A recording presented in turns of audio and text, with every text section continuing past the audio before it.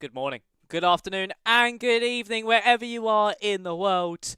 And welcome back to World Online Racing here for season 23, where tonight we enter the sixth round of the season, where we take a trip over to sunny Spain. My name is Max Ring, and joining me alongside for the second time in the season here in the commentary box is Josh Richards. How are you, Josh, on this Monday evening?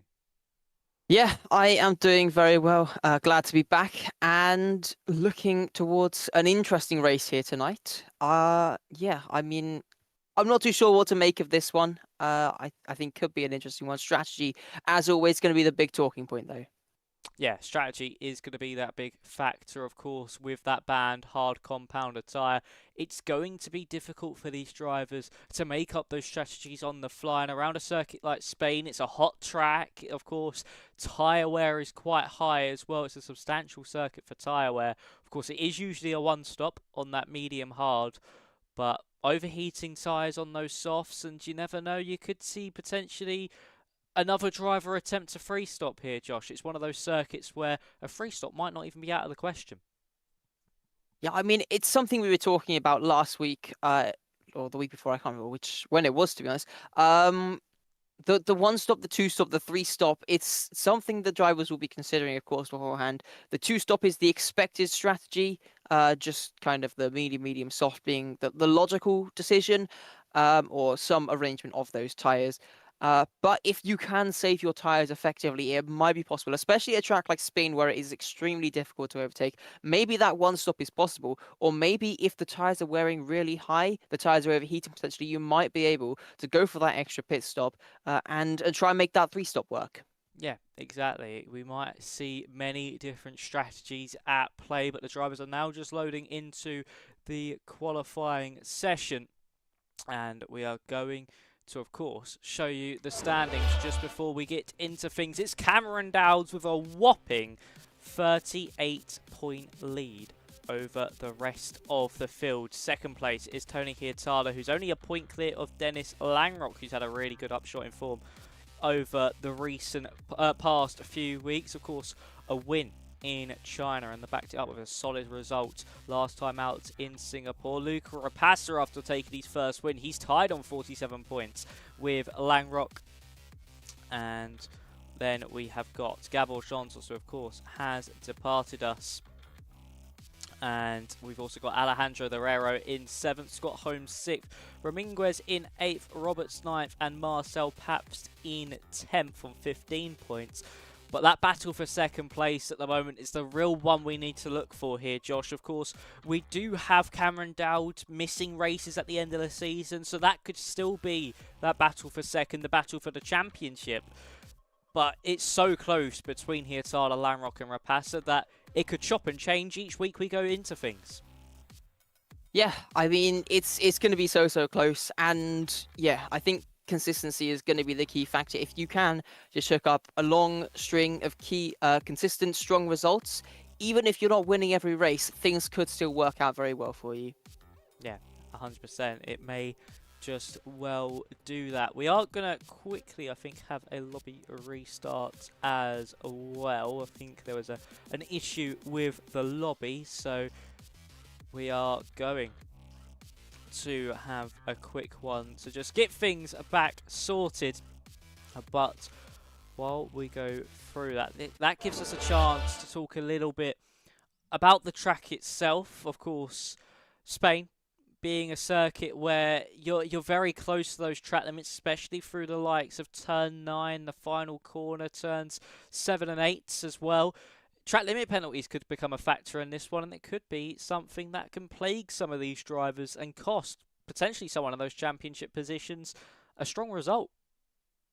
Yeah, especially when you're heading into a race with little to no practice, you might have done a couple of laps preparation beforehand, but you're not really going to have had the usual potential hours of practice that some drivers might be doing to really acclimatize yourself to the circuit. You're going to be having to find that limit as you go, and yeah, the track limits are going to be something that they have to work out through the sessions, through the race, and unfortunately, some drivers probably going to get caught out by that as well.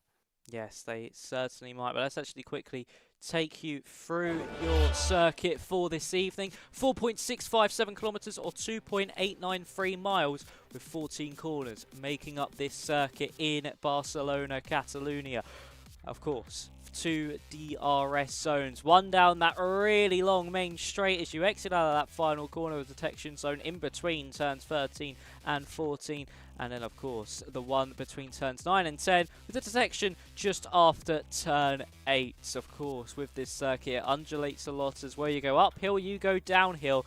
And then there's an array of corners. You've got slow speed, you've got high speed, and of course you've got those really long turns 4 and also turn 12 corners that are super difficult to navigate and can be a place where incidents can occur.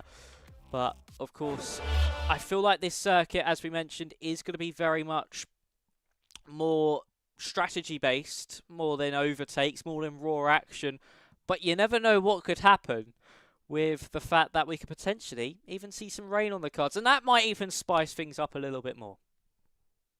Yeah, of course, it would kind of remove the strategic elements of the lack of hard compound tires, but it would be something different, of course, and changing conditions always produce interesting strategies. So yeah, I think if we do see some rain at some point, especially in qualifying, it can make quite a big difference to the run plans. Going in with little practice, limiting the number of runs you can get on those slick tires, would be something very interesting for the drivers to contend with. It certainly would, and of course with that rain as well, it means drivers, of course, usually I expect some of them to do sessions where they go from slicks to inters and then full wets in their practice sessions. Of course, the drivers usually just do qualifying with a couple laps of the race. But if they, of course, they don't know the circuit, they don't have time to build a wet weather setup, it's going to be difficult for them to, of course, go from qualifying into the race, making a completely new setup from scratch, having no feeling behind it as well. And it does mean that it could see some drivers potentially even hit that top spot, and then once the rain starts falling, or if it's at the very beginning of the race, they just plummet down the order because they haven't got the pace and they haven't got the setup right. Yeah, yeah. I mean, that's just kind of the nature of heading into one of these random events. Yeah, I think hopefully won't be too much longer before we are able to head our way over towards the qualifying session. Any thoughts before we do make our way into the session? Who do you think is going to be getting pole position? Oh, pole position prediction. That's actually a very good question, Josh. Cameron has been quite good in qualifying. That has been one of his strong suits. Hirtala's also been on fine form. Of course, did take pole position last time out in Singapore. I think, especially with how his dry pace has been in qualifying, if Cameron Dowds could potentially pull off another performance, I'm not sure how good he is here at Spain, but if he can pull off another strong performance, I think certainly we could see Cameron for pole. What about you, Josh? Yeah, I mean, I was thinking Hirtala personally, but I mean, we've had 5 different pole sitters in the first 5 races. It really is anybody's game. It's going to be an interesting one, of course, to see who does end up picking it up, and it could be the first repeat pole sitter of the season. Yes, it certainly could be the first repeat pole sitter.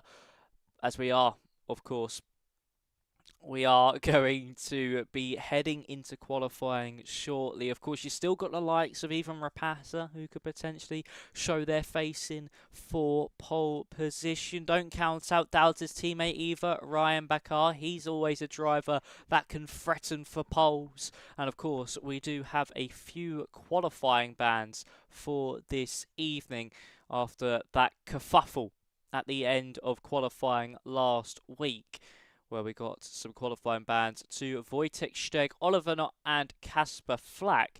They are all here this evening, I do believe. I know Kasper Flack and Kokeni are. Oliver Knott are. And is, of course, Wojtek Steg? It doesn't seem so. So his qualifying ban will carry over into an extra race. But that, of course, for the championship leaders, does give them a little bit more confidence knowing they're not going to be starting dead last. They're at least going to have 2 cars behind them on the grid. Yeah, I mean, I think for the drivers who have picked up the qualifying ban here, probably going to be feeling a bit hard done by with a track like Spain where it is so difficult to overtake. It's that penalty is just going to hurt that a little bit more than if it was at a track where you are able to overtake. But yeah, unfortunately, that's just the way things go. They'll have to work through those issues once we do get into the race, and hopefully they'll be able to recover. Yes, hopefully so. They've really drawn the short straw with the circuit that we have been given this evening. That, of course, being Spain, a circuit notorious on this game for not really producing many overtakes, many action-packed races.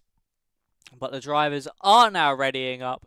We are going to be into qualifying in a few moments' time. I will just, if anyone's just joining, refresh you guys on what the standings do look like. Dowds, of course, 38 points clear of Hirtala, who's 1 point clear of both Langrock and Rapasso, who are tied on points. Jontos, of course, it has departed from us this season. He's still 5th on 43 points, and it's Scott, Holmes, Herrero, Ramirez, Roberts, and Pabst. And of course, we'll have a quick look at the calendar as well. So, of course, with Spain here this evening, that's now ticked off the list. We've still got Abu Dhabi, Austria, Baku, Belgium, Imola, Hungary, and of course, Monaco, Qatar, Saudi Arabia, and Texas left on the track pool. It's going to get harder and harder to remember what ones we have and haven't used. But that is your calendar remaining for this season. That is the track pool we have left. And the drivers are now trackside here in Spain. And it actually does look a little bit overcast here, Josh. So potentially some rain on the horizons. Drivers getting out thick and fast. We'll have to see what the weather brings. Yeah, going to be an interesting one to see how this does play out. A couple cars making their way out onto the track already. So potentially could be some rain on the way. We'll have to wait and see how things do play out. But yeah, here in Spain, and as I try and get the track map up, because I can't actually see right now. Yeah, it's going to be an interesting qualifying session for sure. It's a very short track here at Spain. We're probably looking at 1 minute 10s, maybe 1 minute 9s. I'm not sure exactly where the pace sits. I'm expecting it's probably around the 1 minute 10 mark though. And as a result, there's probably time for the 4 quali runs for all the drivers as well. And yeah, making the lap count is going to be absolutely crucial. A short lap means the gaps are going to be very small on such a competitive grid like this one as well. One tiny mistake, you could lose a couple hundreds, and that might cost you potentially multiple positions here. Yes, it certainly could indeed. Sorry for that quick pause, ladies and gentlemen, just sorting out some settings on OBS. But we do have Alexi Cavero going to be our first driver around the circuit here this evening, just heading out of that final corner. And let's see what the Kick Sauber does have to offer. Of course, we are, I would say, maybe looking into the 1 minute 14s, 1 minute 13s, of course, in lap timing. A little bit too ahead of ourselves here, Josh, but still a very short lap time indeed as we now make our way through the right-hander of turn 3 and into 4 through the first sector split. 21.3 is the first sector on offer here from Cabrera as he now makes his way into turn 5. Easy to lock up the rears or even to lock up that front left. A big snap of the rear end as he tries to put his foot down on the apex of the corner. Now through turn 7 and now making his way up into turn 9. You want to try and keep this flat. The rear of the car just wants to dance out on you. It's easy to run wide and invalidate as you now hit the reprofiled, of course, a few years ago, turn 10. Which is very tricky on the power. The rear of the car fighting you everywhere around this circuit. Same could be said here for turn 12. And now as he gets onto the throttle and makes his way through the penultimate corner and through the final corner, which you want to keep flat, try to avoid any lift if possible. Cavero to the line. It's a 1 minute 11.4 as instantly beaten by Aaron Ramirez by 0.3 of a second. Yeah, 11.1 set there by the Alpine driver. We've got a V-carb coming across the line. That is Ryan Bacas. That's a 12.8. Next is going to be Enzo Sabaton, who comes across the line with also an 11.4, as Alejandro Loureiro, 11.1, puts himself into second place. The other Sauber of Thomas Kenny, 11.0, puts himself right on the cusp of those 1 minute 10s. Next, we've got a Ferrari. That is going to be Tom Roberts, fourth fastest, 11.3 for him. Couple more cars coming across the line now as well. Jensen Rosen going into P5 with an 11.4. Yeah, here we are then as Marcel Paps goes to fourth with Luca Rapassa as he's making his way through the final corner. Of course, a point off that second place man, Tony Hurtado. Across the line comes Rapassa. What's this going to be? It's fifth fastest for the McLaren driver. A 1 minute 11.2 from him. 2/10 off provisional pole for now. I think that was JSD just moving himself up into 12th place. It was Bacas setting himself up for another lap? No, he was not, and even if he did, he has invalidated. And that is going to be the first runs for a majority of these drivers down. Still waiting on laps from Dowd, Galindo, Holmes and Hurtado. Of course, Flack, he may still be in the session for now, but he, of course, does have that qualifying ban alongside Oliver Knott. So we'll see what Holmes can do now as he makes his way out onto the road for his first outlap of the session. What can the Williams driver produce? Of course, we're looking to try and match teammate Paps at the very least to get onto that second row of the grid. But around a circuit like this where times are so short, it's very easy for these grids to be very congested and very close. Yeah, I mean, as it stands, it's only half a second covering the top 13. As this session goes on, that gap naturally going to come down as the times get faster and faster. A lot of the drivers going to be pushing towards that 1 minute 10 by the time we do get to the end of the session. Scott Holmes just going to be looking to get the temperature into those tyres while keeping the wear as low as possible. And then going to be ready to push in just a few moments and set out for his first lap. Probably looking to try and set a low 1 minute 11 on this first run. Probably looking around 11.4, 11.3, maybe something like that. But into the final corner now. Let's see what he's going to do. I think he's... Oh, never mind. It's a battery use. I thought he was doing another preparation lap because his battery had changed on my screen for some reason. I think it was just a bit of a visual bug, though. Into turn 1 we go. Hitting that inside curb, ride the curb through turn 2 as well. Try and maximize your track usage and then hug it as tight as you can as you make your way through turn 3. Shorten the distance. And first sector split coming up now. Going to be a 21.2 as he flicks it in towards turn 4. Pretty much matching what we've seen from a lot of the drivers, especially up at the front of the field. Through the middle sector now, going to be picking up maybe a bit of dirty air off the back of the V-carb there. Hopefully hasn't cost him too much though, as we make our way down the hill and back up again. Really tricky chicane, especially on the traction. Flat out through turn 9 here and on towards this DRS straight. Let's see, middle sector looking pretty decent so far for the Williams driver.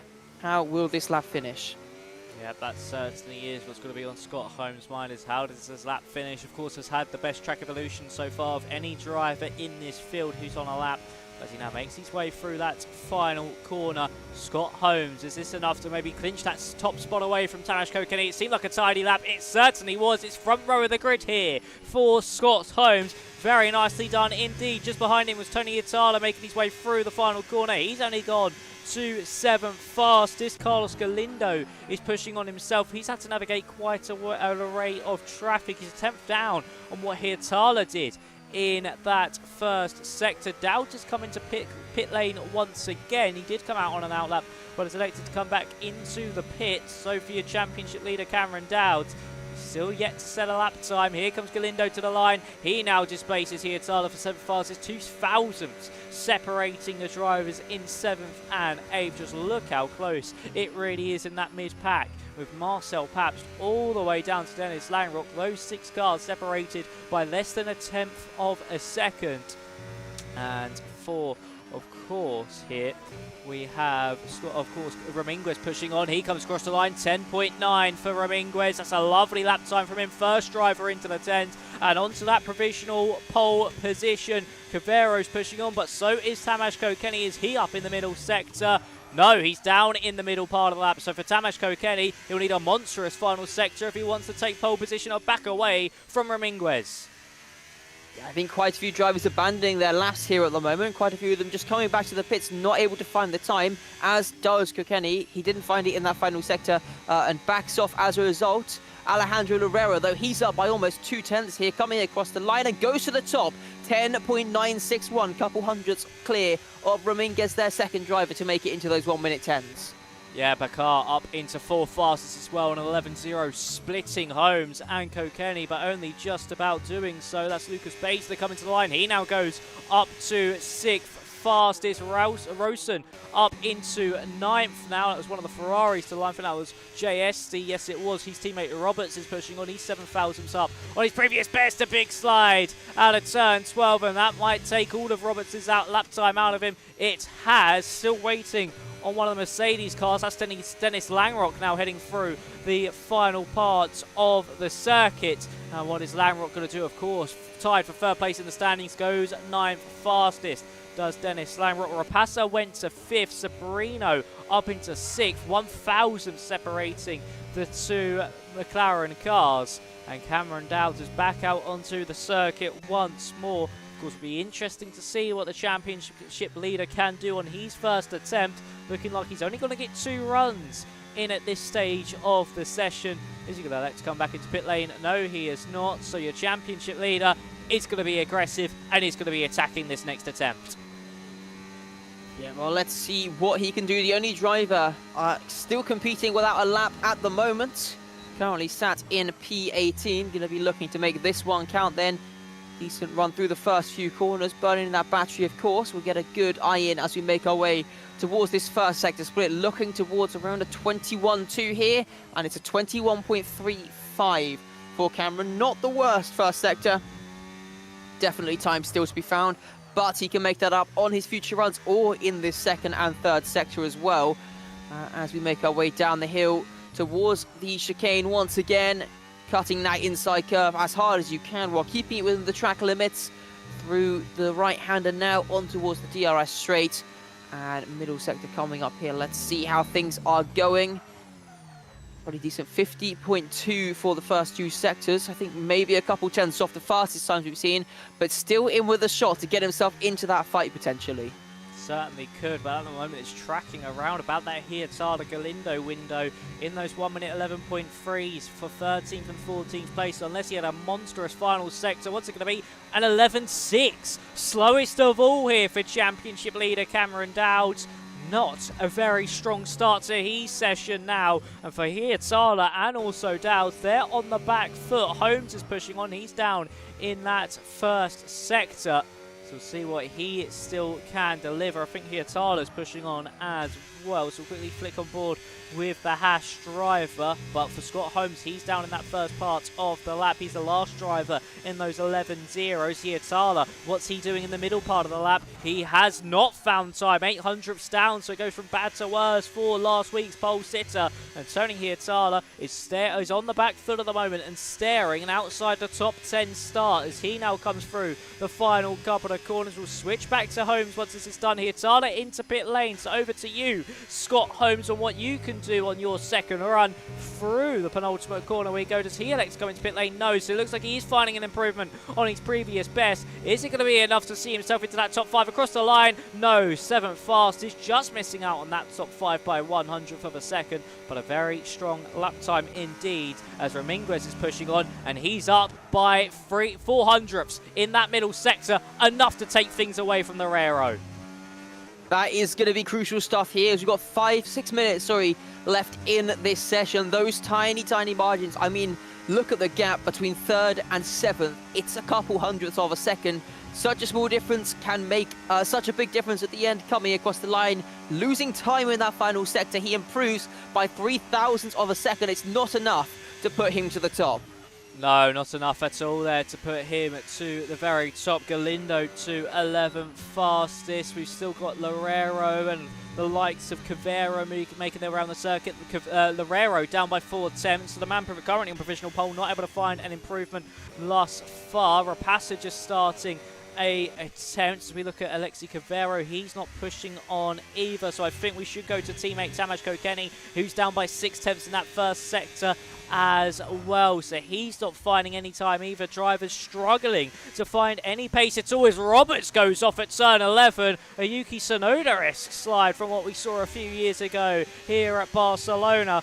And still, nobody really able to find the time. Rosen not improving either. Has something happened to the track conditions that has made it slightly worse for these drivers who are making their way around the circuit? Because not one, except from Ramirez, who was only up by a few thousandths, has found anything at all. Sabrino is pushing on. Rapace is down in the first. Sabrino's up by a tenth in the middle. And this might be enough, actually, to put the McLaren driver onto provisional pole position. So through the final corner comes Sergio Sabrino. Has he kept the time up? Yes, he has. Found more time in the final part of the lap as well. And Sabrino now goes to the very top. Rapace up by 400ths. Could see himself onto the second row of the grid. Has he found any more time in the final part of the lap? Across the line, he all goes. Hit McLaren 1-2. No, it is not. It's fourth fastest for Luca Rapace. And so far, it is going to be a Spanish 1-2 on the grid with Sabrino and Loureiro.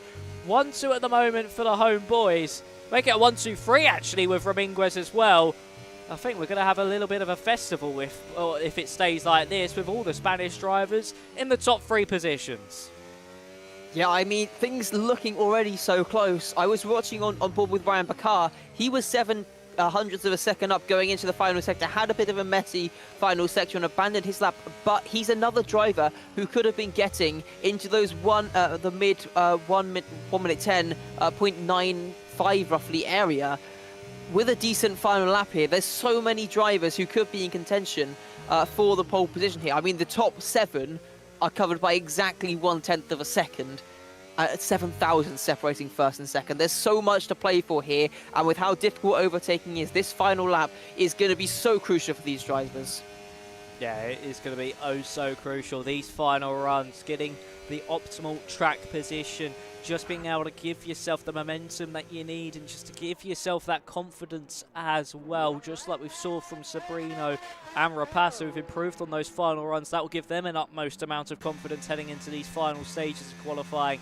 It is certainly all to play for. And even for Cameron Dowd, that could have just been an off lap. He could still face an opportunity at even breaking into that top 5. I think he'd be happy with that, especially with the way the session is going at the moment.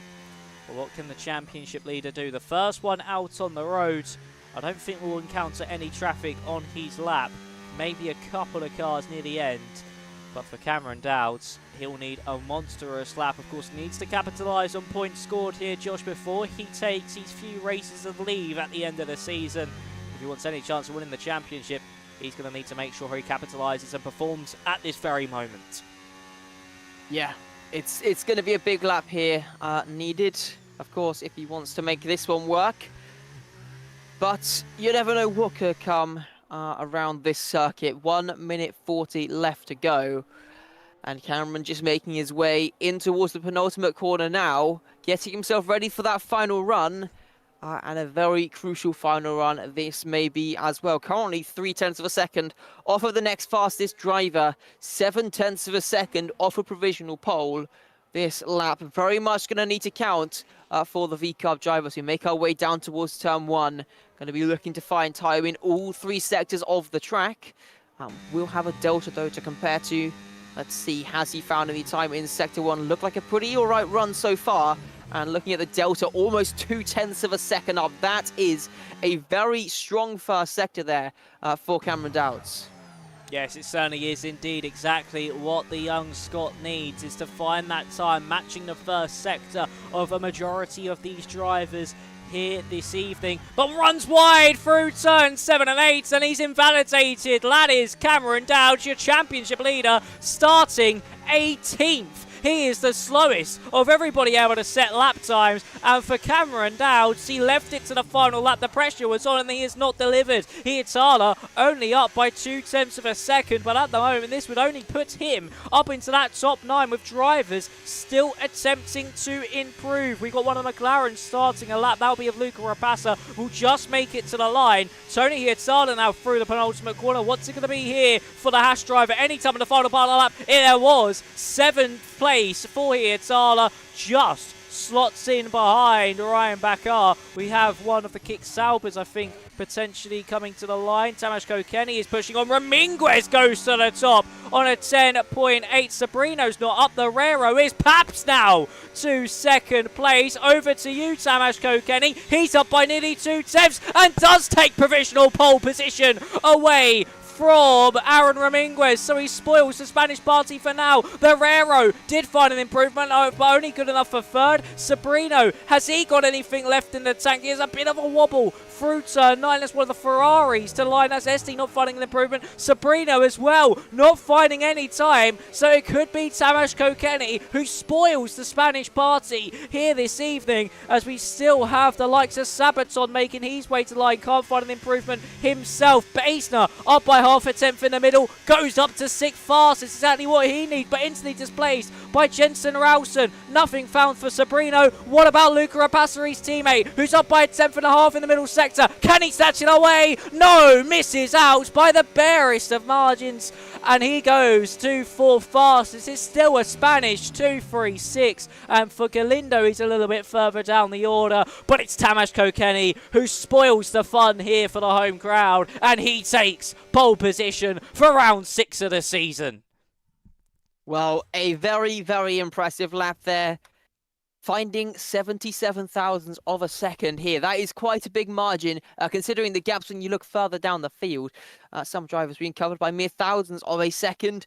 Tamas Kokeni, impressive lap from him. Raminguez second, Lorero in third, Rapassa in fourth. So those are your front 2 rows. You've got Marcel Paps, Sergio Sabrino, Jensen Rosen, Lucas Beisner, Ryan Bakar, Tony Hietala, Dennis Langrock, Scott Holmes, Enzo Sabaton, Carlos Galindo, JST, Alexi Cavero, Tom Roberts, and then Cameron Dowd, Casper Flack, and Oliver Knott rounding out the grid here.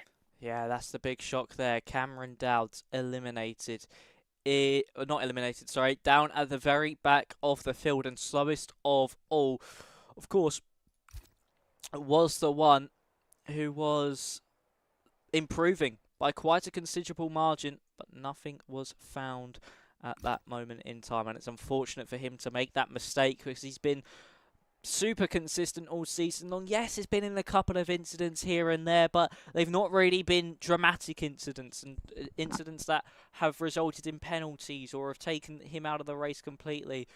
But this is the first big mistake, Josh, we have seen from the Scot, and that really is going to potentially affect him for the rest of this season. Yeah, I mean, he's really looked untouchable in the first part of this season. I mean, is a 38-point lead, I think it was. Yep. In a grid like this, where it's so close, it's so competitive, and you don't have the chance to get the practice in, that is a massive margin to be seeing. It certainly is indeed, as of course we do have that lobby restart coming up, so make sure you guys stay around. We'll be back in a few moments' time.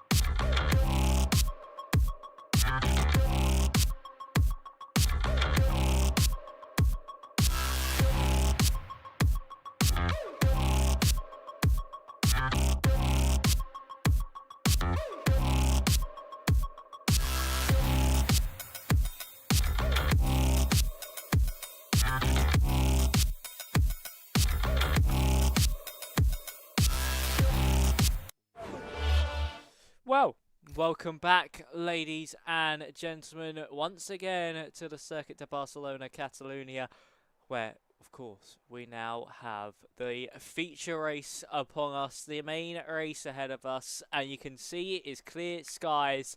It is sunny here in Spain, and Josh, we were waiting in that intermission, and it seems we might have had a prediction from your telemetry itself saying there could be a safety car at one point. Yeah, it tried to very violently flash up with a big yellow box telling me that the safety car had come out while we were waiting. So something. Oh, we've gone very, very quickly. I'll head over to you. Well, we have Kokeni and Raminguez on the front row of the grid. Some very quick lights. Drivers not waiting too long, and we are underway here. Kokeni with a very strong opening start to this one, but Raminguez will fight back with the slipstream and try and pull alongside into that first corner. Don't rule out the Rero either to try and capitalise on this one. Raminguez now around the outside through turn 2, gets forced wide ever so slightly, and that means Kokeni holds onto that race lead. Raminguez wide through 3, now allowing Rapasa to look to the inside line here into turn 4. Here, has spun round and left the session. Disaster for one of the championship hopefuls. And Rapasa now to the outside through turn 5 against Raminguez. They're still side by side, making their way through this middle sector. Now the Alpine just drawing a little bit further ahead into turn 6, and Rapasa having to back out into 7. A dream start there from Tamas Kokeni to hold on to the race lead at one of the hardest circuits to do so, and it's side by side further back between Picard and Rowson. Dowds has only been able to make his way up to 17th after Hietala's spin. We've got 2 by 2 further back. We've still got Ryan Bakar fighting alongside another driver, this time it being Dennis Langrock, now looking to get the run on Jensen Rowson around the outside. Will go the V-Carb on the Red Bull. The two sister teams going side by side here through the penultimate corner as well now, and into that final part of the circuit. Bakar off the road. Rowson still just about trying to hold on. Bakar off the road again, so that's surely 2 warnings now picked up for the V-Carb as we make our way down that main straight. There's still squabbling along. This is one of the longest battles I've seen on the opening tours in a long old time, and it's Bakar around the outside who finally gets ahead, but he does shuffle Jensen Rowson a little bit further back into the path of the Mercedes cars. Both the Mercedes banging wheels as they make their way through turn 3 very nearly, causing a big disaster there for the pair of them. But they just about make it through fine, still side by side, but wide there for Enzo Sabaton. That might put him under threat here from behind from now Scott Holmes in the Williams, who looks to the inside in towards turn 5 and looking to get himself up into 11th place. Does he have the power on the run down towards the chicane of 7? Looks like he's just about squeezing himself ahead, but still the Mercedes hanging around the outside. Contact being made as they turn in towards turn 9. And finally, the Williams driver's having a big snap of oversteer there. That could allow Alexi Cavero a chance to look around the outside here. But late on the brakes for the Williams driver. Is that too deep, though? It's there now, looking for the switchback. Cavero and Sabaton both getting their way through. Cavero is still sticking around the outside as they get onto the power in towards the final 2 corners. Has he got the run on the Williams driver? Looks like he has, yes. Yes, he certainly has indeed. That was Holmes maybe potentially just losing his head slightly, getting his feathers ruffled and allowing that move to be made. Raminguez now through on Tamas Kokeni with a swap for the race lead. Raminguez goes deep. It might allow Kokeni to squabble back a little bit later on. Cavero, Holmes and Sabaton all still squabbling away in the background as well over 11th, 12th and 13th. Langrock just been able to extend that gap to around about half a second over teammate Enzo Sabaton. It's been a frantic opening few laps of this race. Raminguez being able to hold on to that race lead now. Flack and Galindo going side by side in the background. Let's bring up the tyres, see what everybody is on at the moment as we make our way now through, of course, turn 5 of the 2 Aston Martins. They're both on the medium compound of tyres. To the inside goes Galindo. That's a spectacular move there from the Aston Martin, but they have dropped 1.7 seconds back from Oliver Knott. So tyres are looking like this. Everybody on the softs but Sabrino, Rowson, Dowds, Roberts, Knott, Galindo and Flack. So plenty of drivers on that medium further back as there's contact between Flack and Galindo. Flack sent into a spin, and I think that was bound to happen as we actually have Lucas Baisner all over the back of Sergio Sabrino as he tries to utilise that soft against the mediums. Yeah, and I mean, the tyre advantage probably going to be felt a lot more at the start of this race for the soft runners. They're going to have that pace advantage as we make our way through. The tyres going to start dropping off. Kenny up the inside into the first corner, gets himself back into the lead of this race as Kasper Flack comes into the pits to retire from the race. Unfortunate way for this race to go for him, but just didn't quite get things to work out in the end. Yeah, certainly is unfortunate for Casper Flack. He had the qualifying ban, and it's just not been a race to remember at all, and a very hard fight with his teammate. Saw them come to blows, and Flack sent into a spin, and that's our second retirement of the race. Itala, yes, his car's still on the circuit, but he did leave the session, and unless he joins back a little bit later on, it could mean that he has already, unfortunately, seen himself out of contention. So, as the drivers are still all within DRS range, Holmes looking to try and make his way back through on Alexi Cavero and potentially just get back through on the Kick Sauber, who's actually still putting Sabaton under a little bit of pressure himself. At the front of the field, Lorero's on the back of Luca Rapace, who's starting to drop back from that top two in front of him. Sabaton already into pit lane, of course. Me and Josh did in the intermission talk about a potential two-stop being the optimal strategy, as Ramirez makes his way back through on Kokeni with that DRS. He's up into that race lead once again, but the two-stop certainly going to be into play here from Sabaton. We're interested to see how he's able to manage those tyres over the course of the next 33 laps. I mean, in a 33-lap race, pitting on lap 4, the end of lap 4, that seems quite early, even though it's the soft tyres, as we've got battling here up at the front. Lucas Bison and Ryan Bacard side by side as they get onto the power out of turn 5. The Haas driver has the upper hand as they make their way in towards the next corner. He pulls himself ahead. But lap 4 on the soft compound tyres, surely that's a little bit too early. That's going to be about 15 laps on the medium tyres that you're going to be having soon. They're going to be feeling quite painful at the end of those stints. They certainly are indeed, but he might just be going for an ultimate undercut on this first pit stop and just trying to take those mediums as long as he can once everybody else has come into pit lane. Do we see anybody else decide to react to that moment there? It doesn't seem so thus far. Of course, Sabrino will not. He's on the medium, same with Rowson as well. We see Langrock into pit lane alongside JST. They're both in as well. Bakar now trying to fight back against Lucas Basner. Might be able to get the move done into that first corner, but no, just will not be close enough by the time they reach the braking zone of turn 1. Wide there in the foreground, I think, was the Rero as he's trying to hunt down Luca Rapace out in front of him. But Sabrino might just come to the aid of his teammate by trying to swoop all the way around the outside, maybe even get the up and under on the exit of turn 4. What a move this would be from Sabrino. It will be a very, very smart and clever move if he's able to get this one done, and will also protect his teammate from the rest of the soft runners behind. Now to the outside through 6 and into 7. Is Sabrino going to get this move done? They're just really leaning on one another, but no contact made, and Sabrino does make his way through. A smart attack there, knows those medium tyres are now going to be in that better phase and want to make his way up through the field, and also knows that does now also relieve some pressure off teammate Rapace in front. Certainly for Sabrino, he needs to start making some inroads on the likes of Rapace, Kokeni and Ramirez, but he does help his teammate ever so slightly and give him a bit of a buffer for at least a couple of laps, as Ramirez is in from the lead. A lot of drivers coming in on this lap. The undercut seems to be about a second per lap, so lots of time to be found by going for that undercut. And as we can see, we've got 5 drivers into the pits on this lap. Ramirez, Lorero, Pabst, Beisner and Bakar all coming in on this lap for a fresh set of the medium compound tyres. Everyone continuing on up at the front. There is a break in the DRS as well. We might be seeing a swap of positions for the McLarens quite soon as well, as Sabrino on those medium tyres is going to be in a much better state than Rapace's softs. And also, look at where Sabaton and Lamrock have come out after just one lap of an undercut here as well. They've come out ahead of Alejandro Herrero, who was running in 6th place by the time these drivers came into pit lane.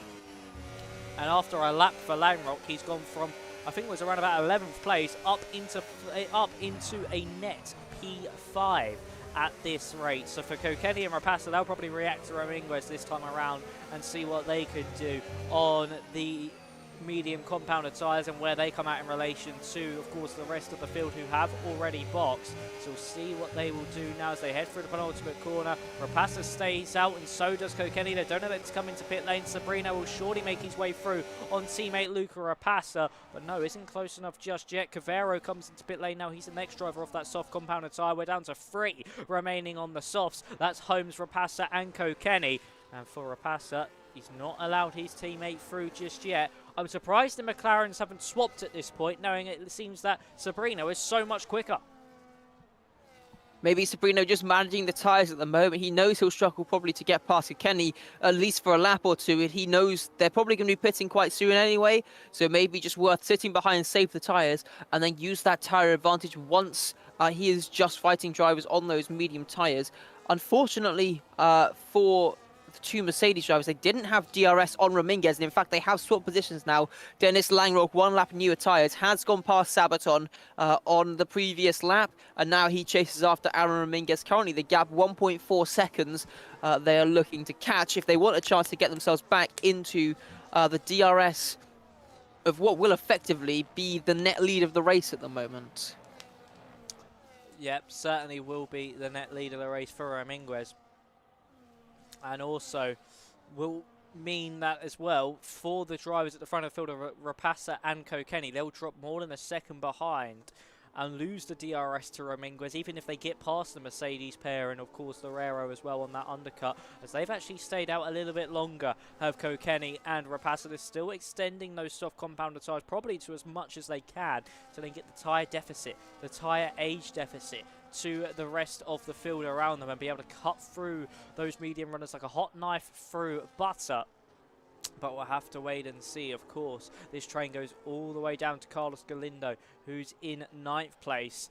And 3 of these drivers being on the softs, the rest being on the medium compounder tyres, including championship leader Cameron Dowds, who is in need of a miracle here this evening, wouldn't you think, Josh? After that horrid qualifying session where he invalidated on his final lap, he certainly is hoping for better fortunes in the race. And so far, he's made up a few places off the start, but it's not enough if he wants to hold on to a healthy championship lead. Yeah, I mean, he's gone for the alternative strategy, trying to do something different. Hopefully that will aid him in the later stages of the race with a fast finish on the soft compound tyres. At the moment, these drivers, Ramirez, Langrock mainly, they're about 3 seconds a lap almost faster than the guys at the front of the field. It's not going to be too much longer before they start catching the medium runners. No, it certainly will not be. As of course, Kokeni and Rapasa still stay out even longer. Holmes has enough. He's going to get off those soft compounder tyres, and we'll see where he will come out compared to that trainer. I wouldn't be surprised if he's last by quite a few seconds here, as Ramirez has been able to extend that gap over Dennis Langrock even further. That gap now 1.8 seconds to the Mercedes man, as the Rero's now stuck behind Enzo Sabaton. So this is really doing some wonders here for the Spaniard in his home race. And for Dennis Langrock, he's now nearly 2 seconds behind the, of course, man who started on the front row of the grid, Aaron Ramirez, alongside current race leader Tamash Kokeni. Of course, Rapasa and Kokeni, the only 2 drivers left on those softs yet to pit, who, of course, are still in this session here. Tyler's still on the softs, but, of course, he is in AI mode and, of course, left the session and will not be taking any further part in this one. But the race has died down now. Drivers building themselves into a rhythm, and this is where we're going to start to get those the more battle of mentality then on the circuit. It's just about if you can keep your nerve. Yeah, well, we're on lap 10 now. Is it finally? No, still no pit stops. Cameron Dowds on the medium tyres is into the pits now. So that is definitely something interesting that I was not expecting to be seeing. We've got medium runner pitting before our final 2 soft runners. Kokeni and Rapasa doing a really great job managing those soft compound tyres. And now I think back to China, are we potentially going to see some management and a potential 1 stop on the cards? Is this what the plan is for these drivers maybe? It'll be extremely difficult to do so, to get that 1 stop done. They'll probably need to take these tyres to at least lap 16, 17 if they want to think about the 1 stop, potentially lap 15 on the softs. It's going to be an extremely difficult task to try and make this 1 stop work, but Kokeni and Rapasa at the moment are still pushing on for it. They're still up for the task, and they're not, I say of course Sabrino's faster than Rapasa.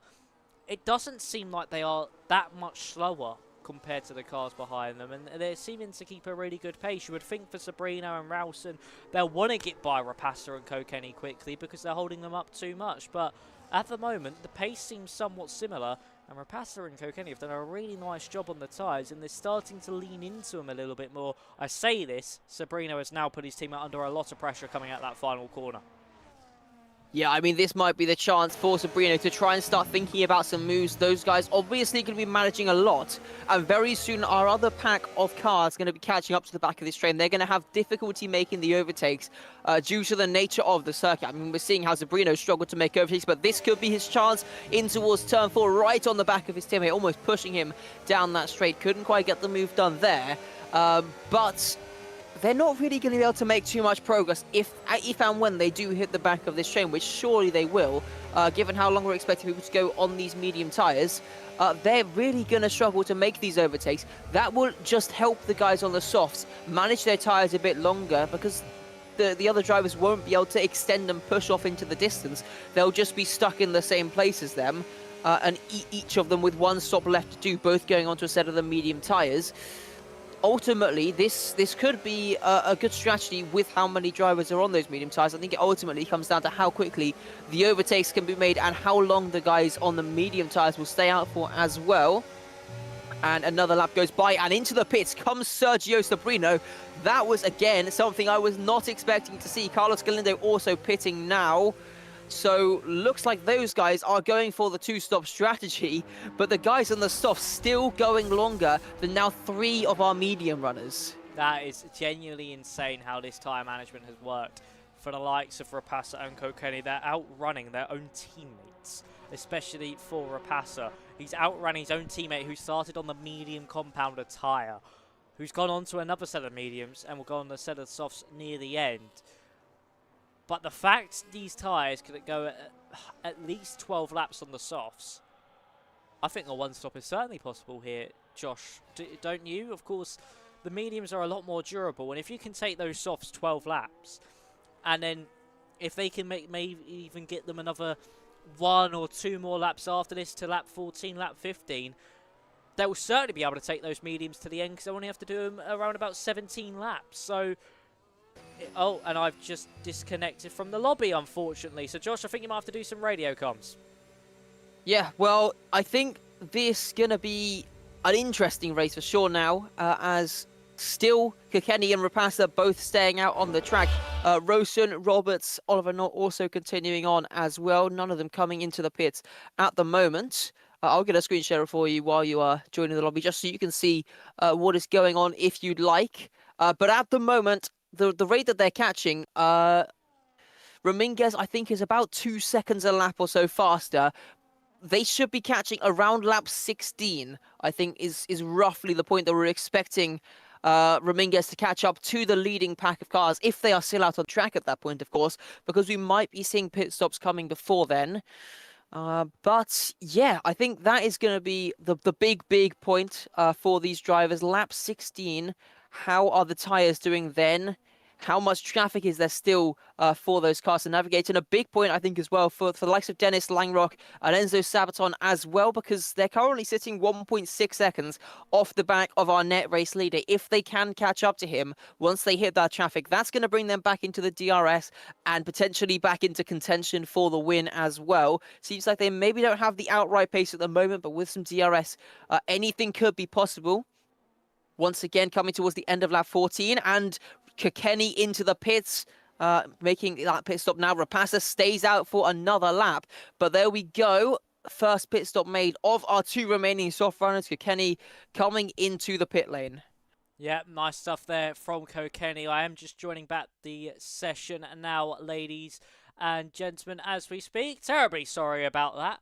I don't know what happened. It just completely booted me from the game, but that was beautiful recovery there from you, Josh, and was able to see exactly what we, of course, I needed to see and keep me up informed of the race, and I hope he kept you guys as well at home informed with everything that has been happening. But we are now back into the lobby, and of course there is an issue that happens when you rejoin a race, is that some cars, like we just saw there from, I think it was Tamas Kokeni, ended up not having any front wings. So that's something we're unfortunately going to have to put up with for the remainder of this one.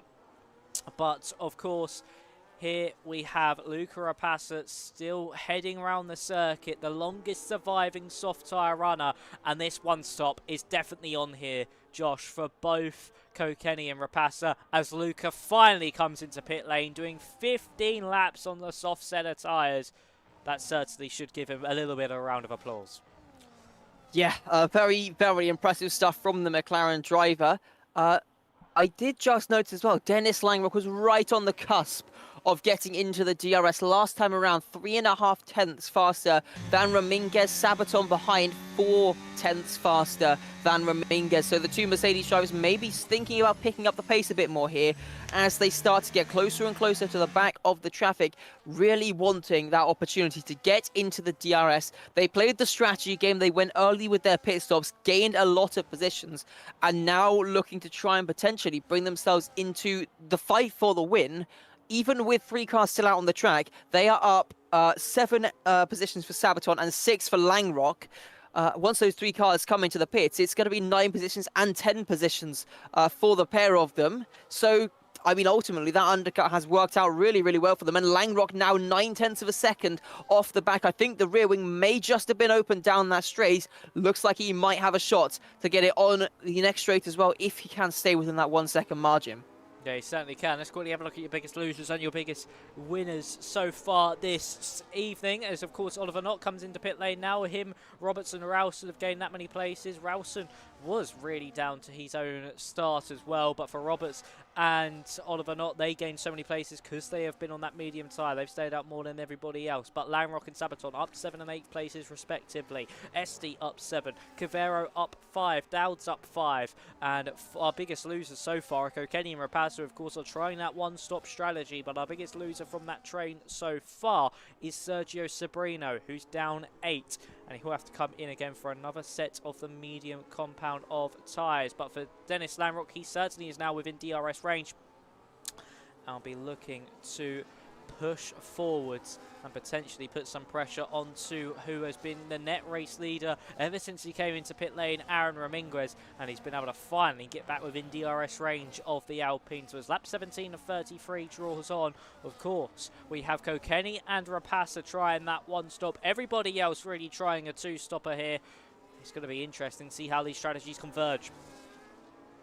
Yeah, something else I've just picked up on. Since the pit stops for our soft runners who were out on that one-stop strategy, we believe, the cars at the front, which are now just Rosen and Roberts, they're about a second a lap faster than they were before.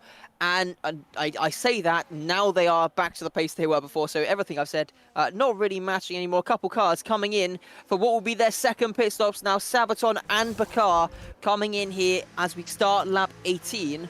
I was going to say that the top 2 are pretty much matching the pace of the guys who are out there on the newer tyres, but now that pace advantage back again, and I think Ramirez may just catch up to the back of Rosen and Roberts by the end of this lap. Yeah, he certainly might do so, and that could potentially halt his pace ever so slightly. That pit stop from Enzo Sabaton has opened up the gap between Langrock and the Rero to 1.2 seconds. And, of course, for Aaron Ramirez, he's now potentially looking at a potential pit stop in a few laps' time. Sabaton's come out 5.3 seconds behind Oliver Knott. He's around about 6 seconds behind Luca Rapasa, who's on that one stop on similar age tyres. I don't think that's going to matter too much. So Rapasa and Kokeni might have pulled an absolute blinder here, Josh, because if everyone comes into pit lane over the course of the next few laps potentially, there's not going to be too much of a tyre age difference, and they'll be able to have a healthy chunk of time in hand as well over the chasing pack behind. They could have pulled off an absolute masterstroke on the strategy front. Yeah, I think it's ultimately just going to come down to how well Ramirez, who is our net race leader, how well he can do, especially now that he's into this traffic here. Roberts and Rosen are going to be the 2 trouble points for the Alpine driver here as he now makes his way around on lap 19. How much time is he going to lose? I'm just looking at the lap times. Oliver Knott, who's on the soft tyres, 14.2 he did last time around. The likes of our one-stoppers are in the low 1 minute 15s.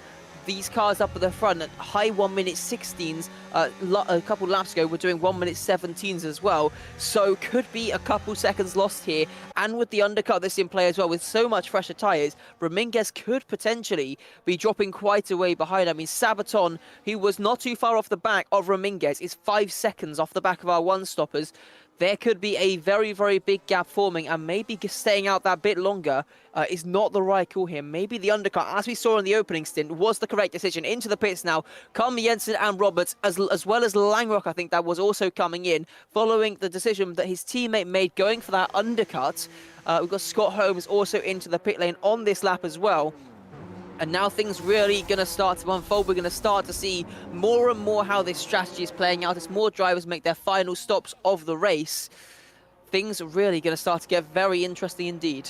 Certainly are. Ralston and Roberts going onto the softs, of course, making sure they get their mandatory tyres out of the way, and that'll be their one and only stop. They come out behind Enzo Sabaton and Langrock. Is he going to get jumped here by Marcel Paps as he makes his way through the first couple of corners? No, he is not. Paps just will have to sit behind for now, and Ramirez re-inherits that race lead from Alejandro Loureiro and Cameron Dowles as well. Of course, 13 more laps remain in this Spanish Grand Prix, and it is led by two of their own at the moment. But of course, with Kokeni and Rapasa on that one-stop strategy, they're going to still have to come in again, are Ramirez and Loureiro. So they are going to fall behind the Kick-Sauber and the McLaren.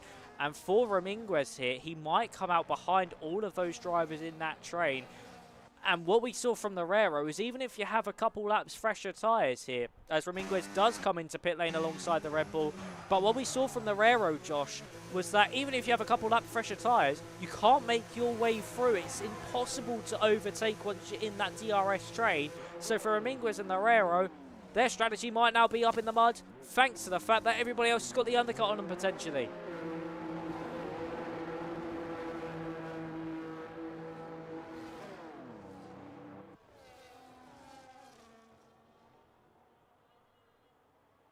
I think your mic might be on mute, Josh.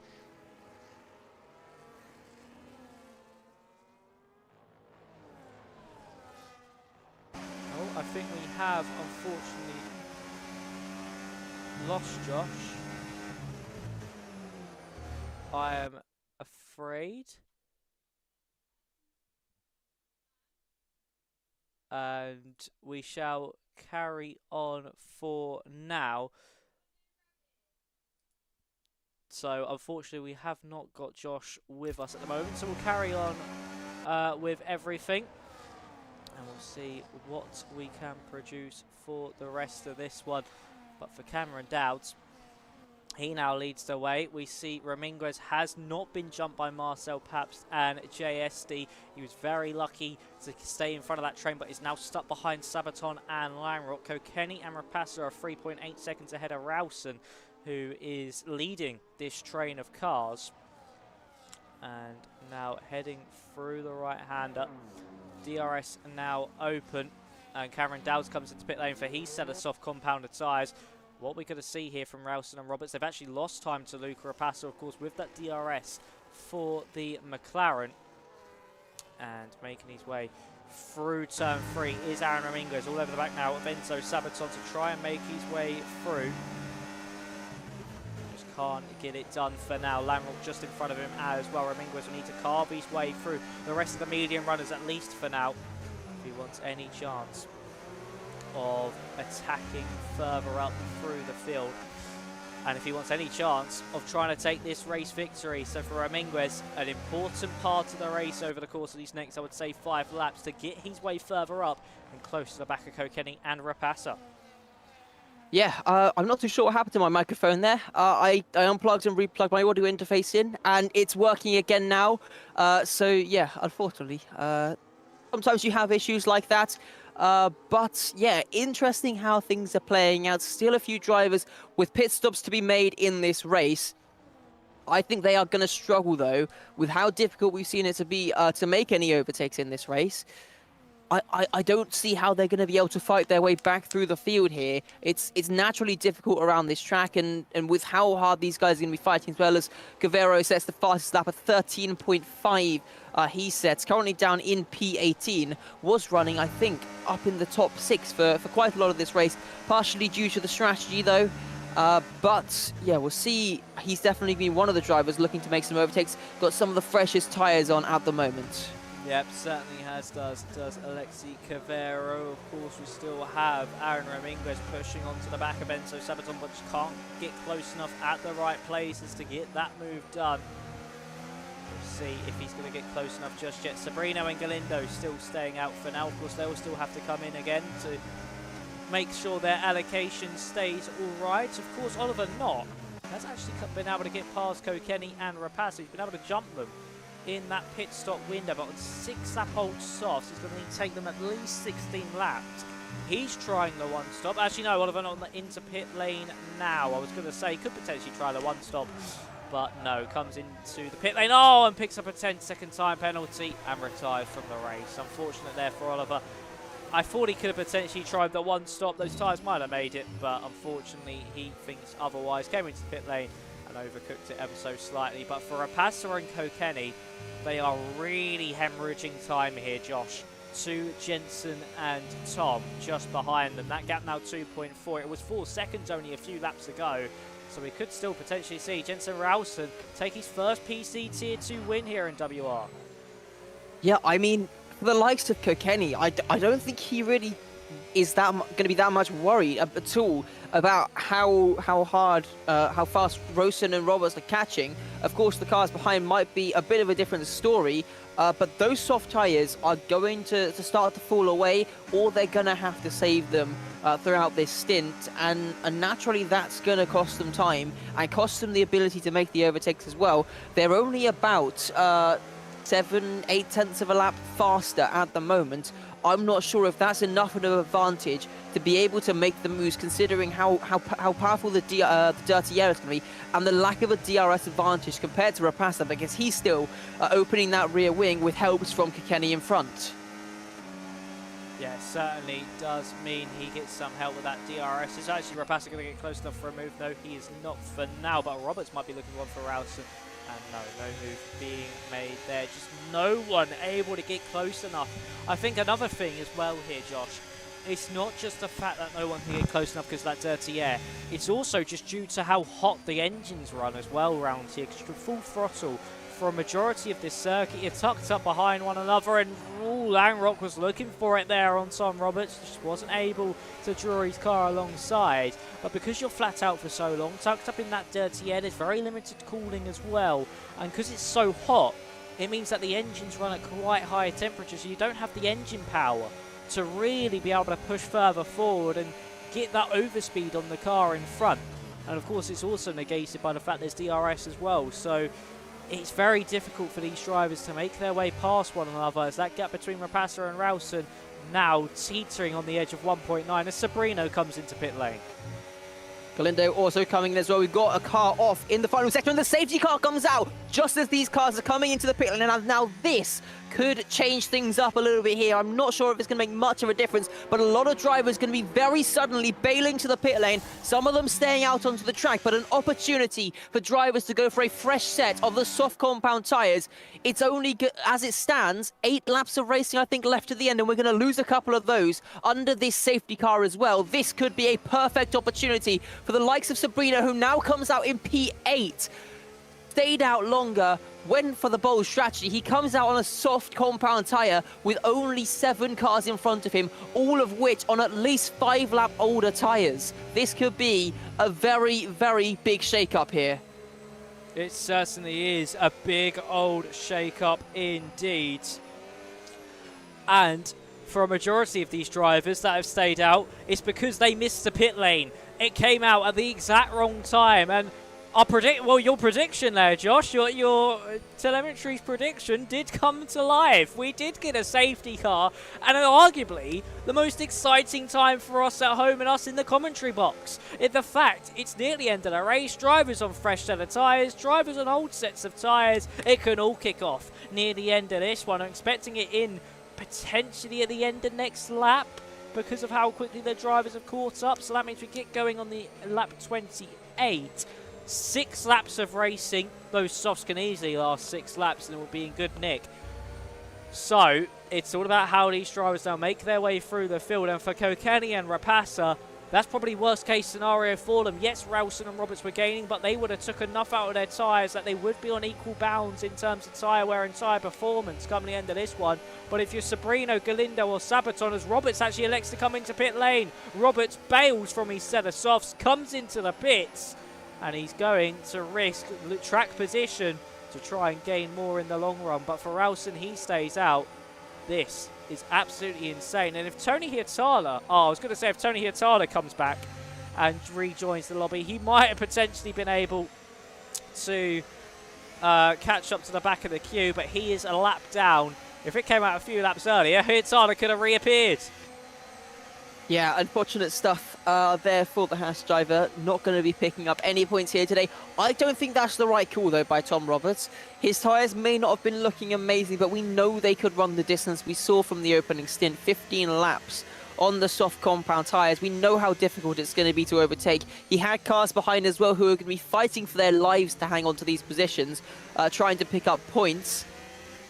And he's now down in P16 with so many cars in front of him who are all in the exact same situation as him. He's not going to have a tyre advantage over these guys to make the overtakes. He's well and truly outside the points now. I'm not sure if that's the right call. The only saving grace for the likes of Kokeni and Rapasa, who are up at the front, is that they have cars behind them to defend for them, as the safety car will be coming in at the end of this lap. So it is going to be 6 laps of racing to the checkered flag. The softs can easily do it. Kokeni and Rapasa, 11 and 12 lap old tyres. They have the oldest tyres of anyone. They are currently first and second as they make their way through the final sector here, getting themselves ready for this restart.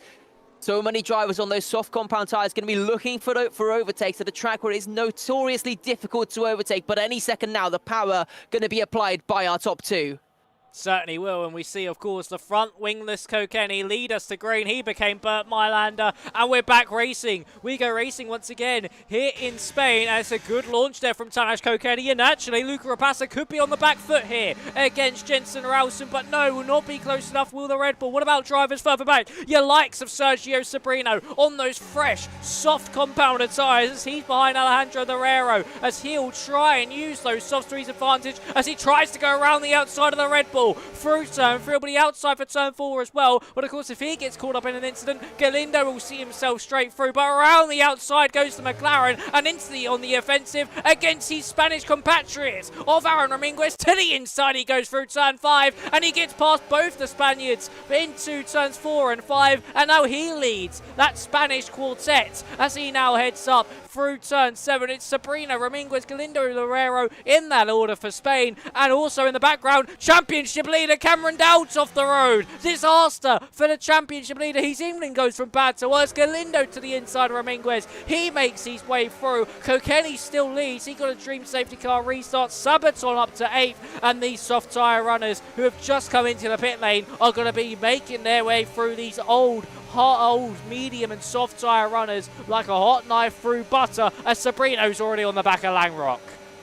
Gaining immediately on Langrock. He gained over a 10th through that final corner. He's absolutely flying, getting this slipstream from Rosno. Langrock looking to try and challenge into the first corner. Sabrino looking for the space, couldn't quite find it. Side by side from Rosen and Langrock, and now Sabrino looking for a switch back through turn 3. Tucks to the inside, now alongside Rosen, looking for the move as they head down towards turn 4. He has the inside line. Langrock desperately trying to hang on to that podium position for the time being, but the better grip on the soft compound tyres, running to the outside. Now it's turn 5, switches to the inside like he did just a lap ago. Contact made, but Sabrino finds his way through up into the podium positions. Just our 2 one-stoppers left ahead of him now. Kokeni and Rapasa, 13 and 14 lap old medium tyres up at the front of the field. Can they do anything in these final few laps to hold on to this one? Cameron Dowd has also retired, so for your championship leader, his points streak is in the bin. And also for Aaron Ramirez, he's having to defend massively from Enzo Sabaton. And there goes Sabaton to the inside, he forced Ramirez deep. And even Marcel Paps getting involved in this one, 3 wide through turn 11. And there's contact between Sabaton and the Ramirez. And Ramirez sent into a half slide. It's allowed Marcel Paps through. Sabrino now all over the back of his teammate Luca Rapassa. That gap now half a second. Rapassa just trying to do everything he can. What a good evening this would be if he could score a podium at the very least to slice that gap to Cameron Dowd nearly in half. So as we exit out of the first couple of corners, just look how much Sabrino can gain. Basner able to get past Alexi Cavero. Bakar now around the outside of the kick Sauber as well after just getting past JSD. But as we head back to the front of the field, it's Sabrino all over the back of Luca Rapassa. Is he going to do his trademark turn 5 move? Yes, he is. To the inside it goes. There's contact. Rapassa still holds on to the position, but on the drag out of the corner, Sabrino can't find his way through, and he lives to see another day. Does Luca Rapassa? The Dutchman remains in second as the Hungarian of Kokeni still tries to streak ever further clear. And the more the two McLarens fight, the more it works into the favour of the kick Sauber. Defensive there from Rapassa, having to hold on to this position as best he can. He wants to pick up those points for the Drivers' Championship. They all do, of course. Kokeni, as it stands, 0.6 of a second clear. But his rear gunner, Luca Rapassa, very soon could be losing this position. The gap, 0.2 of a second, a bit of a wobble there from Sabrino as he got onto the curve through the final corner, runs wide into the gravel there for the McLaren driver. That's going to cost him. And here comes Dennis Langrock onto the grass, down the start-finish straight, back up into third position. We're on lap 31 of 33, and Sabrino has lost track position at a track where it is so difficult to overtake. That is a crucial, crucial moment that may just decide the fate of this race. It certainly might have done. The Spaniard might have just costed himself a chance of winning his home Grand Prix here in PC Tier 2. And unfortunately for Sabrino, overdriving the car, just being too aggressive, has come and bit him at the time where he did not need him the most. It has shot himself in the foot as Sabaton makes his way past Jensen Ralston now. He moves himself into that top 6, and we're going to see a battle between 3 old medium runners, with Sabrino and Galindo also following in tow. But I think Sabrino might have just taken too much out of that tyre too soon, and unfortunately for him, I don't think he might even get on the podium at this rate. Is Rapassa going to go for the move now or wait until that final lap on Tamas Kokeni? It's going to be a game of chess now between the top 2, because of course Langrock is still breathing down the McLaren driver's neck as we start the penultimate lap of this evening. It's Kokeni from Rapassa, the 2 one-stoppers doing wonders at the moment here in Spain, with Langrock still in third. Well, this is where it's going to be crucial. Here comes Rapassa on the penultimate lap to try and take the lead. Round the outside of the first corner. Slight bit of contact between the pair of them unsettles the cars slightly. They're still side by side, though, as they make their way through turn 3. Rapassa has to go the long way round the outside. Kokeni just marginally pulls himself back ahead. Rapassa now looking to the inside. He knows he's got one more chance, though, on that final lap if he wants to make this move work.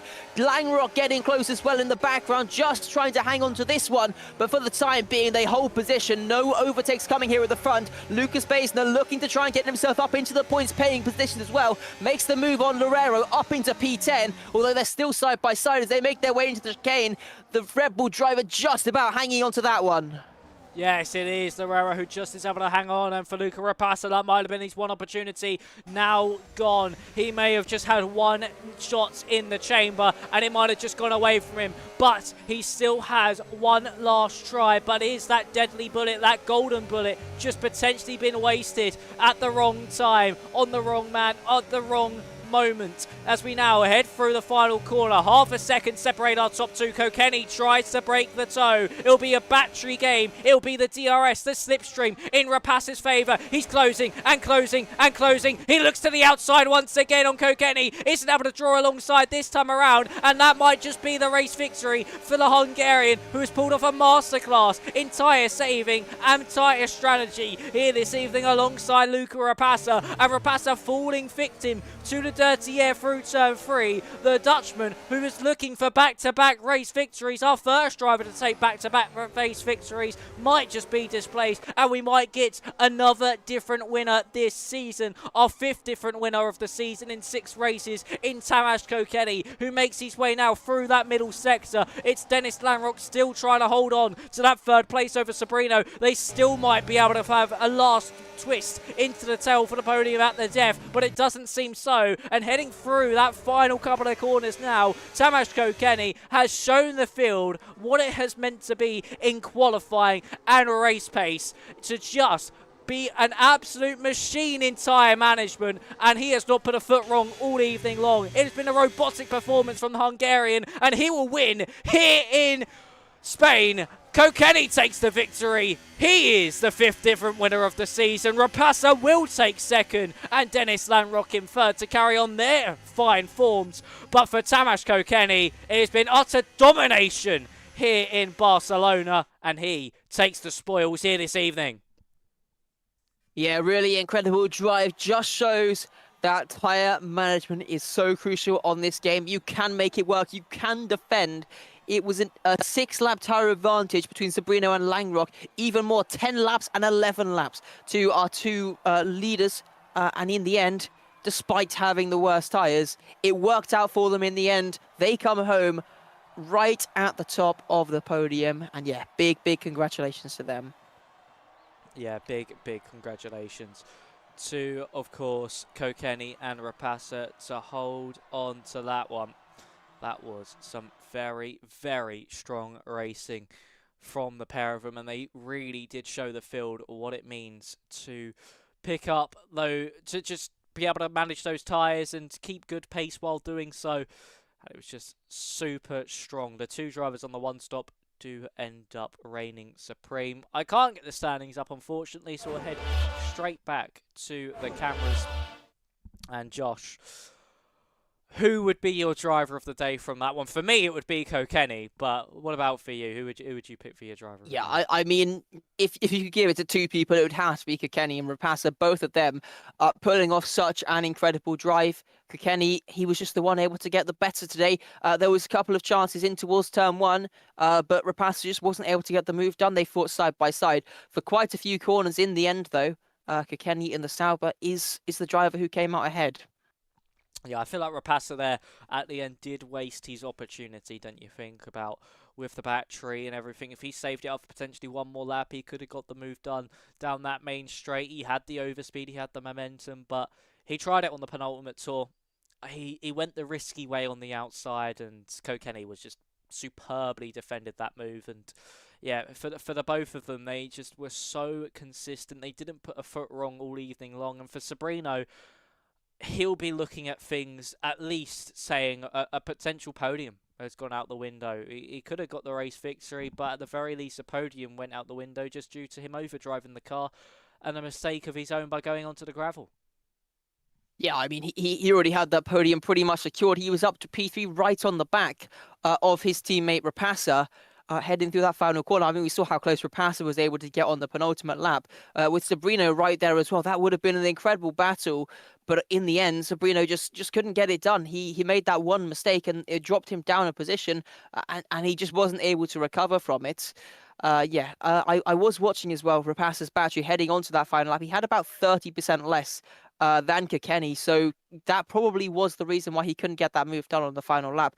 So yeah, as you said, probably that opportunity that he went for on the previous lap, maybe it would have just been better to sit behind, bide his time, save the battery, and go for it all on that final lap. It certainly could have been, just to save it all, but of course it still was a valiant effort and does bring that gap down to Cameron Dowles in the championship. Same could be said as well for Dennis Lanrock. Of course, they were tied on points heading into the evening, and Rapasa will take that advantage by 3 points in that one. But we will be able to hear from our 2nd and 3rd place man of Rapasa and Lanrock in a few seconds' time, as they have just joined the waiting for interviews room. So let's get a word from both of them now. So let's bring Dennis Lanrock into the box. Oh. Hello, Dennis. Can you hear us? Yeah, I can hear you. I was just talking to your pastor, but yeah. Well, first of all, congratulations on another podium this season. Just talk us through things. How did you find that race? Yeah, in quali I had some issues. I don't know what happened, but I just could not get a lap together at the end. Was kind of struggling. I also had no really setup for it, so yeah, qualifying was suboptimal, but yeah, we made a good strategy as every time with Arik.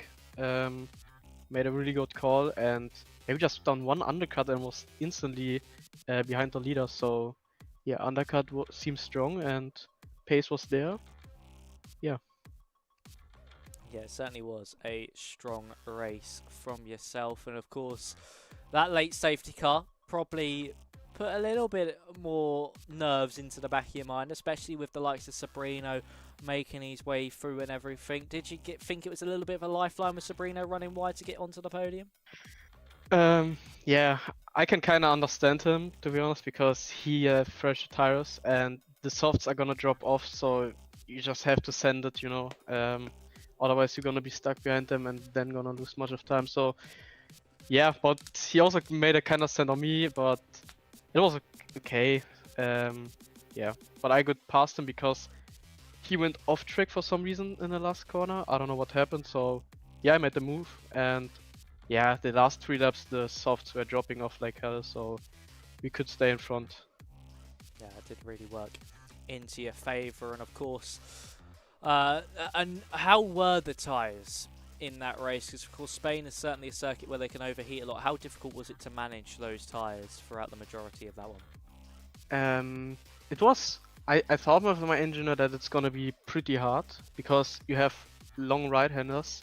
So yeah, the left-hand tires are kind of cooked on this track, but it worked kind of well, and you could like round drive 10 laps on the soft, which I not expected.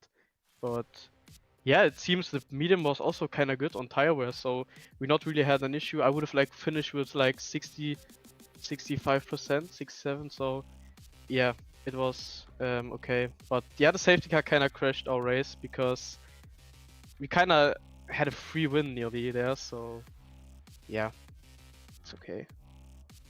Yeah, that's just really, really unfortunate for you that a safety car did come out. But of course, Cameron Dowds didn't score any points. That brings you a little bit closer into that championship fight by 15 points. It takes that total down to around about 26 points now between you and Cameron. So championship really is still in your favour. What's the game plan for the rest of the season?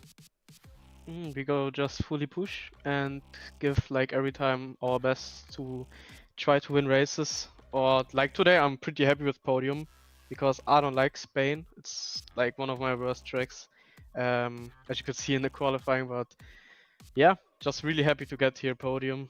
Not expected to be honest, but yeah. Yeah, well, congratulations on that one. And last one from me before I pass you over to Josh.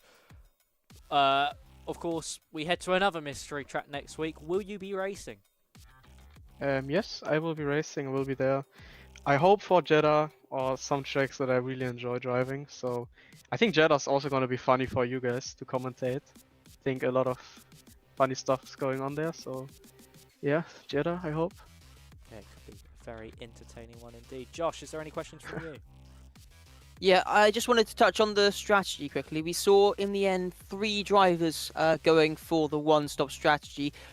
Was it something at all that was considered from your side? And do you think without that safety car, do you think you would have been able to finish ahead of them? To be honest, it was not even our mind to do one stop. We thought about 3 stop, but yeah, it seems like the one stop kind of worked because of the safety car. But I think if there would be any safety car, I think the one stop would be pretty worse to do. So yeah, I think we made the perfect strategy call. Like I said, we talked about the 3 stop because we thought the tires are gonna be cooked, but it was not like that. So yeah, was perfect strategy. The safety car was not ideal, to be honest. But yeah, still podium. Yeah, well, congratulations on the podium. Decent result for yourself. And yeah, good job. Yeah, thank you guys. Bye bye. Well, that was Dennis Langrock. Now we shall move over to second place man, Luca Rapassa, the first driver of the two one-stoppers who finished on the podium. Hello, Luca, can you hear us? Yes, I can. Well, first of all, congratulations on your another podium this season. That is now your, of course, second podium of the season after your race victory last time out. Just talk us through things. How did you find that race? Well, at this qualifying was decent. I wasn't expecting to be P4, to be honest. I kind of hate the track. And then the race starts was just tire saving. Overtook Alejandro at the start. And then I saw the tire was really low, so I was like, yeah, I might as well just do a one stop and just give it a go. And I noticed Tamas was doing the same thing, so that was really nice. We could sit behind him, save tires, do a one lap overcut on him, and it was all working out really good. But then unfortunately the safety car came out, which meant I reckon I probably lost the race because of that. Because he was able to save more tires instead of burning more tires whilst leading. So still was a good fight, but yeah, a bit unfortunate. Yeah, that safety car we heard from Dennis as well. It did maybe hinder both you and Dennis in terms of that strategy front. Just, of course, you were able to take those soft tires 15 laps in that opening stint. Just how difficult were they feeling coming to the end of that? And was the one stop always the game plan from the get-go? I think it was the best strat. I don't think anything. It wouldn't have really mattered what else would have happened. I think me and Tamas had the 1-2 locked up, like guaranteed. It's just, yeah. And on my in lap, was actually the first lap I started pushing. It was also the only lap I really pushed. It was a bit understeer, but it was not that bad. So, it was it was quite a decent race. Yeah, it certainly was, indeed. And of course, that battle with Tamas, did you go for on that penultimate lap think it was your one and only opportunity, or do you think you maybe went a little bit too soon on it? No, it was my only. He was like a lot higher wing than me, so I could not be close enough to go for a move, and I knew that was my only real opportunity. Like if I stayed ahead of him in the dirty air and my lower wing, I would have been able to stay ahead of him. But yeah, that was my only real shot at winning the race. Yeah, and of course we saw Sergio Sobrino on those soft tyres. Of course, your teammate behind just get closer and closer over a course of those few laps after the safety car. Did you think until he went off that an overtake from him was inevitable on you, or did you think those soft tyres would die out but just as he reached you? I was really happy he went off, to be honest. To give me a buffer, but I don't really know. I think he would have won the race, I reckon, if he didn't go off. I had to really like defend every big braking zone, making sure he couldn't go on the inside. But even then, I reckon he could have at some corners gone round my outside and still overtaken me. So I think without him going off, he would have definitely won the race. So yeah, a bit lucky with that. Yeah, certainly did play into your favour. But one last one from me before I hand you over to Josh. Just, of course, we head to another circuit next week. Will you be racing and carrying on your championship charge? Yes, I will be racing. Well, congratulations on second place. That's all from me. Josh, is there anything from you? Yeah, just wanted to touch on the strategy quickly. Of course, you were one of 3 drivers going for that one stop. Without the safety car, how do you think your race would have played out? Do you think the win was on the cards? Yes, I think without the safety car, I can't really say, of course, because you never know. I don't know what tire, how much tire wear, and how another race would have looked like. But I reckon I would have had a better shot at least at winning the race if there wasn't a safety car. So yeah. And were there any thoughts of the 2-stop at any point? Do you think that would have been a better strategy call, or do you think this was the best strategy call you could have gone for here? Before the race, thought of it, but on lap 2, I knew I was doing the one stop, and it was easily the better strategy because I wasn't. There were people pitting for the second time when I was on like 7% tire wear, and they were gonna full push. I would have easily. They would have had worse tires when they called me. So I think it was always the better strategy. Yep, well, that's everything from me. Yeah, big congratulations on the P2. Unfortunate to just miss out on the win there. But yeah, decent race overall. And yeah, great job on the strategy. Thank you. Well, that was Luca Rapassa, the man who finished second. And finally, we shall be talking to the man who did win the race, our 5th different winner of the season, Tamas Kenny. Hello, Tamas. Can you hear us? And congratulations. Yeah. I hear you. Well, of course, first of all, a very solid drive from yourself to pick up that race victory. Just talk us through things. How did you find that race? The race. Yeah, the race, Yeah. I managed to keep P1 in at the start. At lap 3 or 4, I saw the tire wear also like Ripassa, that it can be one stop. So I started to save a lot, and yeah, just save the I think the whole race. Maybe looking back, the safety car actually helped me a bit, because with this safety car I was able to push the full. I was able to, I was able to push after the safety car, and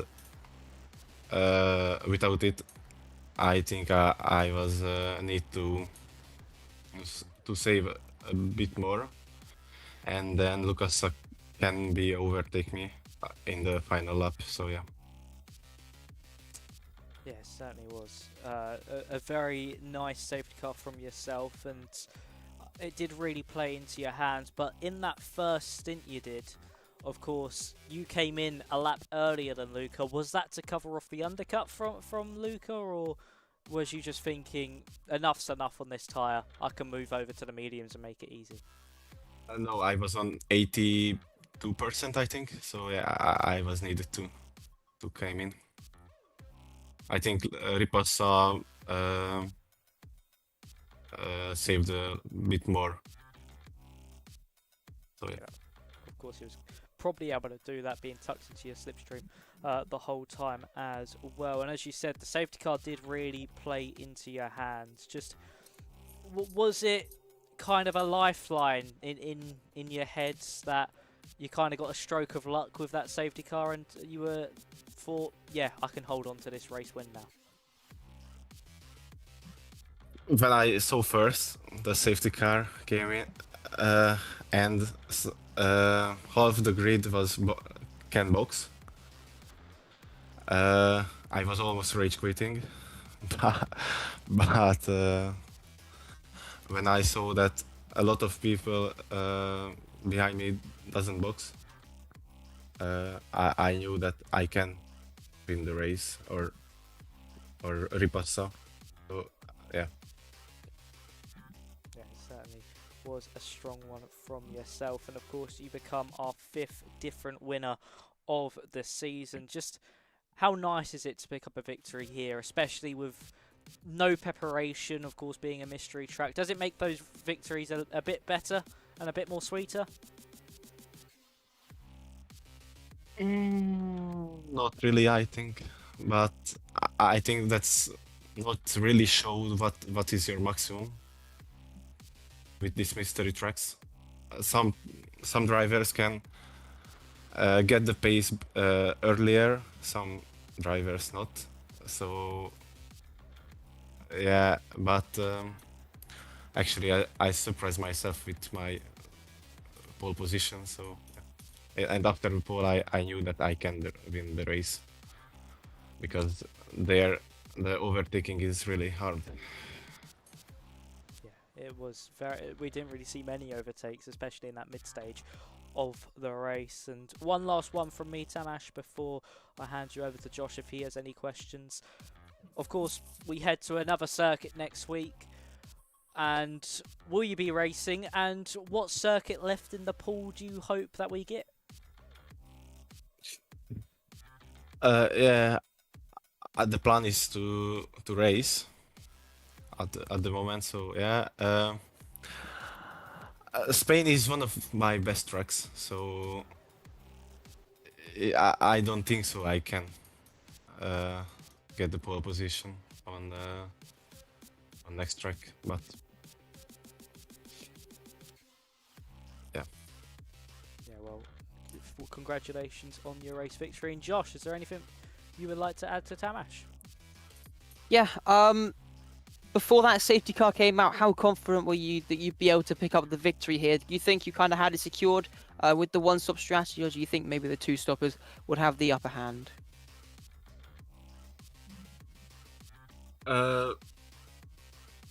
I knew it would come down. Ripas and between Ripas and me. I knew that it will depend on last lap because yeah. You basically thought that it was just going to be the fight between the one-stoppers, basically the people on the two-stop would be too far back. Yeah. And yeah, to be honest, I think that's everything from me. Yeah, big congratulations on the win. And yeah, good job today. Thanks. Well, that was Tamash Kenny, and that is going to be all from the interviews, ladies and gentlemen. Of course, Josh, I think that's going to be it. Us as well from the stream. I'll quickly take everybody through the calendar selection one last time. So remaining, we still have Abu Dhabi, Austria, Baku, Belgium, Imola, Hungary, Monaco, Qatar, Saudi Arabia, and Texas, with 4 more races to go. Of course, Josh, I don't know if you'll be back next week or run with somebody else, but out of those remaining tracks, what one do you hope that we see in the future?